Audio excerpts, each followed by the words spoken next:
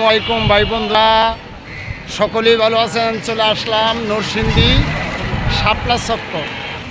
এই যে এটা হলো মসজিদ। এই দেখেন, হয়তো ভিডিওটা কোথায় কে দেখতেছেন সেটা তো আর জানি না, তো আসলে শহরের ব্যাপার স্যাপার তো। এই যে এটা হলো শাপলা চক্কর।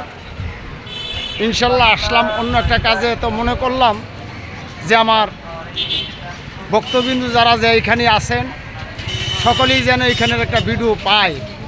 মানে এই পর্যন্ত শহরে আসি নাই, ঢুকি নাই, কোনো ভিডিও করি নাই। এই যে শাপলাপুর, এটা হলো মানে শহরের একটু বাইরে পড়ছে, বাম পাশ পড়ছে আর কি। তো যাই হোক, এখানে আমার আরেকটা বন্ধু আছে। আমার জীবনের সর্বপ্রথম যে কর্ম, সেই কর্মটা ইনশাল্লাহ ধরে তুলি। আপনারা অবশ্যই এই ভিডিওটাতে এই যেখানে আছেন অবশ্যই আপনারা সাপোর্ট করবেন। আমি কিন্তু আফসার ভাই, তবে ইনশাল্লাহ আপনাদের সকলের ভালোবাসা নিয়েই কিন্তু আমার আইডিগুলো খোলা। তবে যাই হোক, এই দেখেন আমার বন্ধু, আমার জীবনের সর্বপ্রথম কর্ম, আমার জীবনের সর্বপ্রথম কর্ম হলো এই যে এই কর্ম করতে যাইয়া মনে করেন এই যে শরবতের দোকান। আপনারা যারা শরবত খাইতে ইচ্ছুক আর কি, বা যদি গাছগাছড়ার শরবত খেতে চান, চলে আসবেন শাপলা চক্করের উত্তর পাশে নুরুল আমের দোকান। খুব সুন্দর মনোরম পরিবেশ এবং ভালো পরিবেশ, সমস্ত গাছগাছড়া দিয়া, মানে এক কথায় বিভিন্ন গাছগাছড়া আর কি, কবিরাজি গাছগাছড়া দিয়ে শরবত তৈরি করা হয়। তবে ইনশাল্লাহ এই শরবতের কার্যকারিতা আমি সামান্য একটু ধরে তুলি।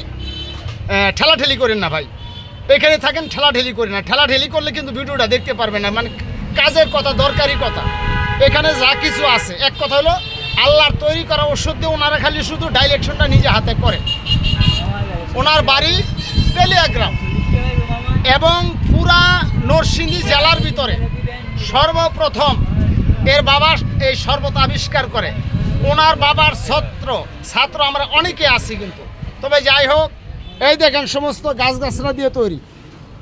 আমলকি, হর্তেকি, বহেরা, সোনাপাতা, অর্জুন চাল, তেজবল এবং বেলশুট, চিরতা, মানে অর্থাৎ বিভিন্ন গাছগাছরা দিয়া, কুসুরির গুড় এবং শিমুল মূল, ঘি কাঞ্চন এবং সমস্ত জিনিস দিয়ে শরবত প্রস্তুত করা।